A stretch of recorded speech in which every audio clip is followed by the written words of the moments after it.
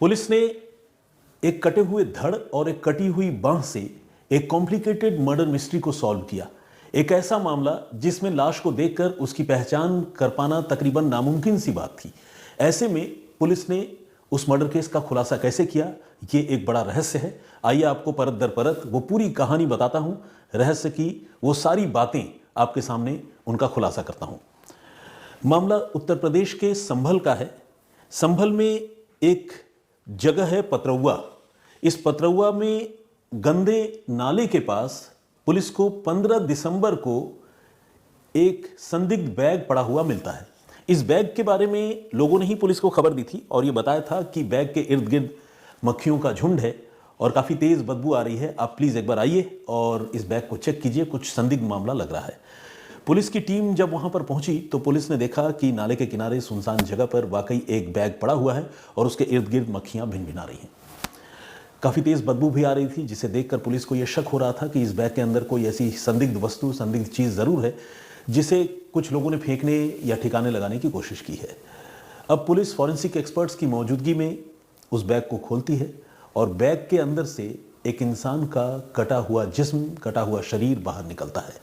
यह शरीर क्या था? टोर्सो, यानी सिर्फ धड़ का हिस्सा था। इसके हाथ पांव कटे हुए थे और सिर भी गायब था। इत्तेफाक से उसी बैग में एक बांह या एक हाथ उस आदमी का जो कटा हुआ था, वो कटा हुआ होने के बावजूद, डिसमेंबर्ड होने के बावजूद उसी बैग में ठुसा पड़ा था। तो पुलिस ने ये सारी चीज़ें रिकवर कर ली और इसके साथ ही पुलिस को मौके पर जो है एक फटा हुआ टी शर्ट भी मिला, एक कपड़ा भी मिला।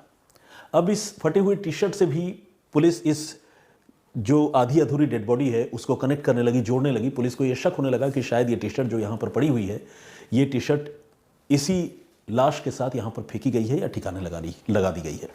पुलिस ने इन सारी चीज़ों को रिकवर कर लिया और उस मरने वाले शख्स की पुलिस ने पहचान करने की कोशिश शुरू कर दी। इस कोशिश में पुलिस ने यह देखा कि वो धड़ के साथ जो एक कटी हुई बांह उस बैग में थी, उस बांह पर टैटू के सहारे राहुल लिखा हुआ था, राहुल गुदा हुआ था। पुलिस ने इस चीज़ को भी नोटिस किया, उसके फोटोग्राफ्स क्लिक किए और जो भी चीज़ें पुलिस ने रिकवर की थी उन्हें पोस्टमार्टम के लिए पुलिस ने भिजवा दिया। अब पुलिस इस मरने वाले शख्स की पहचान पता करने की कोशिश में जुटी और पुलिस ने जिस पुलिस स्टेशन की हद में ये चीज़ें मिली थी, संभल कोतवाली, उस पुलिस स्टेशन में और आसपास के पुलिस थानों में पुलिस ये पता करने लगी कि क्या अब से कुछ रोज़ पहले राहुल नाम का कोई शख्स, कोई आदमी गायब हुआ है, क्या कोई गुमशुदगी की रिपोर्ट दर्ज हुई है। पुलिस इस कोशिश में लग गई। अब जब पुलिस ये पता करने लगी तो पुलिस को ये पता चला कि चंदौसी पुलिस थाने में तकरीबन 25 रोज़ पहले यानी 24 नवंबर को एक आदमी की गुमशुदगी की रिपोर्ट दर्ज करवाई गई थी और गुमशुदगी की रिपोर्ट दर्ज करवाने वाली एक महिला थी जिसका नाम है रूबी। रूबी ने यह बताया था कि उसका पति घर से लापता हो गया है, कहीं गुम हो गया है और वो काफ़ी दिनों से अपने पति को ढूंढ रही है लेकिन वो मिल नहीं रहा है, इसलिए वो रिपोर्ट लिखवाने आई है। पुलिस ने उस महिला के कहने पर उसके पति की गुमशुदगी की रिपोर्ट लिखी थी और इत्तेफाक से जिस आदमी की गुमशुदगी की रिपोर्ट लिखी गई थी उसका नाम भी राहुल था।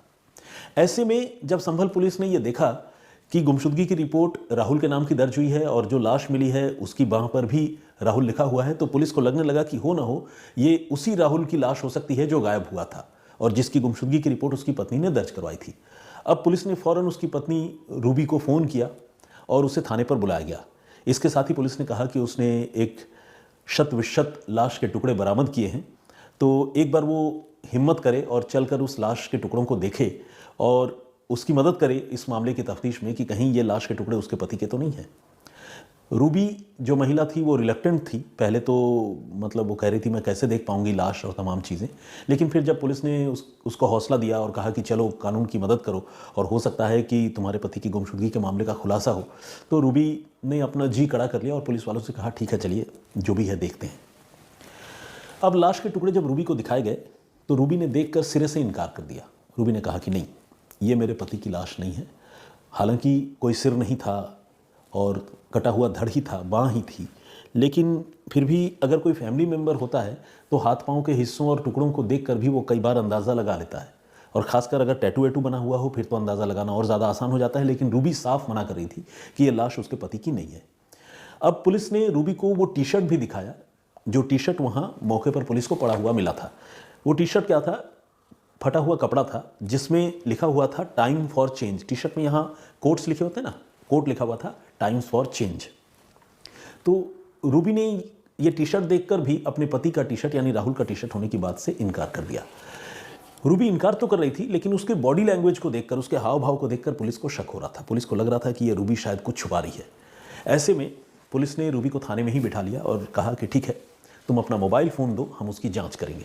रूबी अब अड़ गई, मोबाइल फ़ोन नहीं देना चाहती थी, लेकिन पुलिस ने, चूंकि वो तफ्तीश कर रही थी, तो उसने रूबी से सख्ती की और उसका मोबाइल फ़ोन अपने कब्जे में ले लिया।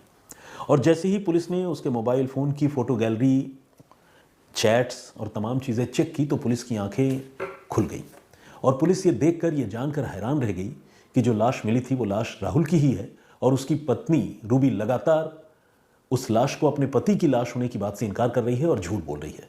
असल में पुलिस को 2 ऐसी तस्वीरें मिली जिससे पता चल गया कि जो टुकड़ों में बरामद शव है वो शव के टुकड़े जो है राहुल के ही हैं। राहुल की एक तस्वीर रूबी के साथ मिली जिसमें राहुल ने इत्तेफाक से वही टी शर्ट पहनी हुई थी जो टी शर्ट के फटे हुए टुकड़े वहां मौका वारदात पर मिले थे और जिसमें टाइम फॉर चेंज लिखा हुआ था। एक और उसी तस्वीर में पुलिस को दिखा कि राहुल की बांह पर टैटू से राहुल भी बना हुआ है। ये राहुल की तब की तस्वीर थी जब राहुल जिंदा था और उसने अपनी पत्नी के साथ अलग अलग मौकों पर यह तस्वीरें खिंचवाई थी। अब सवाल यह है कि एक पत्नी जो अपनी पति के गुमशुदगी की रिपोर्ट खुद थाने में आकर दर्ज करवा रही है, जब उसी पति की टुकड़ों में विभक्त, टुकड़ों में बटी हुई लाश मिल रही है, तो फिर वो पत्नी मना क्यों कर रही है? जाहिर है वो पत्नी को छुपाना चाहती है। तो पुलिस ने उस पत्नी को यानी रूबी को अब शिकंजे में ले लिया और उसे सख्ती से पूछताछ शुरू की। और जब उसे सख्ती की तो उसने न सिर्फ अपने पति राहुल के कत्ल की बात कबूल कर ली, बल्कि यह भी बताया कि यह कत्ल उसने अकेले नहीं किया, बल्कि उसके साथ एक और भी नौजवान, एक और भी शख्स है। अब पुलिस को पूरी कहानी पता लगानी थी। तो कहानी कुछ यूं है कि रूबी और राहुल की शादी को कई साल हो चुके थे और इनको 2 बच्चे भी हैं। लेकिन शादी के कई साल बाद रूबी की जिंदगी में एक और लड़का आता है जिसका नाम है गौरव। गौरव उसी मोहल्ले का रहने वाला था जिस मोहल्ले में रूबी और राहुल रहा करते थे। राहुल जूतों का कारोबार किया करता था और अक्सर उसका घर से बाहर जाना भी होता था बिजनेस के सिलसिले में। जब जब वो बाहर जाता तब तब गौरव और उसका एक दोस्त अभिषेक राहुल के घर आ जाया करते थे। रूबी के साथ वो अच्छा वक्त गुजारते थे। जो बच्चे हैं उनका मुंह बंद करने के लिए कभी उन्हें प्यार से पुचकारते थे, कभी उनके लिए बढ़िया खाना लाते थे, कभी चॉकलेट दिया करते थे और कभी बातों ही बातों में ये भी कहते थे कि बहुत जल्दी राहुल को रास्ते से हटा देंगे और वो उसकी मम्मा के साथ यानी रूबी के साथ रहेंगे। बच्चे ये सारी बातें सुनते थे, परेशान होते थे, लेकिन वो डर के मारे किसी को कुछ बता नहीं पाते थे। लेकिन इत्तेफाक से हुआ ये कि 18 और 19 नवंबर की रात को रूबी ने अपने बॉयफ्रेंड गौरव को हमेशा की तरह अपने घर बुला लिया था। और बुला इसलिए लिया था क्योंकि उसका पति राहुल घर में नहीं था। इस दिन घटनाक्रम कुछ ऐसा हुआ कि राहुल का काम, जिस काम से वो बाहर गया था, वो काम जल्दी खत्म हो गया और वो मिडनाइट को ही यानी 18 और 19 की दरमियानी रात को ही राहुल अपने घर वापस आ गया।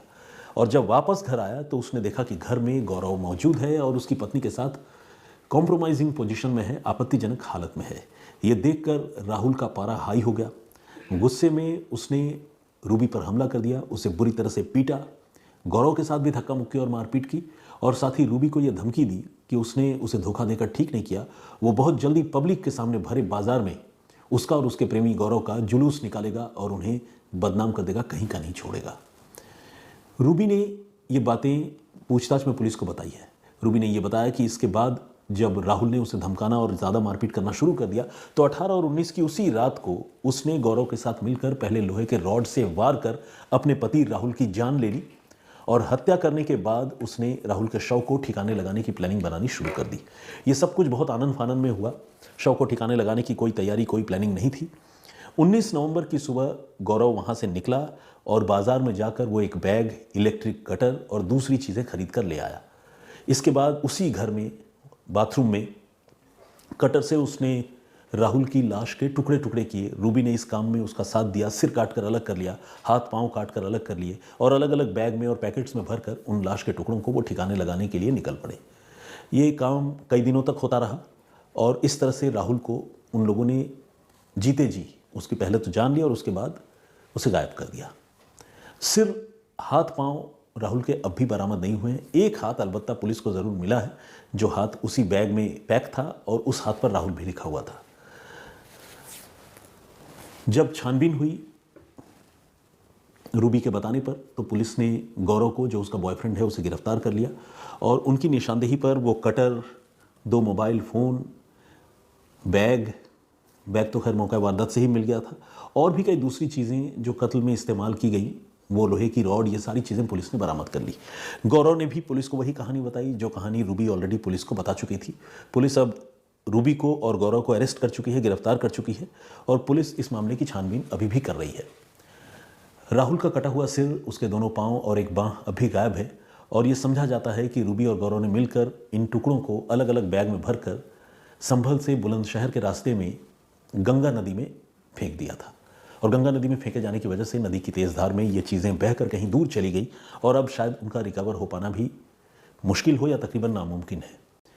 लेकिन इस कहानी ने लोगों को एक बार फिर से मेरठ के उसी मुस्कान वाले केस की याद दिला दी है जिसमें एक महिला ने, एक लड़की ने विदेश से आए हुए अपने पति की हत्या अपने प्रेमी के साथ मिलकर कर दी थी और उसकी भी लाश के टुकड़े किए थे और फिर बाद में उन्हीं टुकड़ों को और अपने पति के धड़ को एक नीले रंग के ड्रम में भरकर उसे सीमेंट से पैक कर दिया था।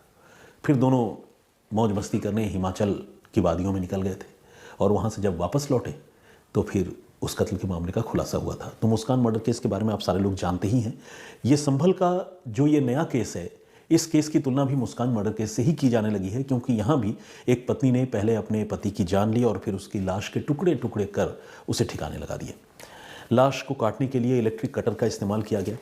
हमारे पास उस लाश की टुकड़ों में बटी जो हिस्से पुलिस ने बरामद किए हैं, चाहे वो धड़ का हिस्सा हो या बांह का हिस्सा हो, उसकी तस्वीरें मौजूद हैं। लेकिन वो तस्वीरें इतनी भयानक है, इतनी विभत्स है कि उन्हें देख पाना भी मुश्किल है।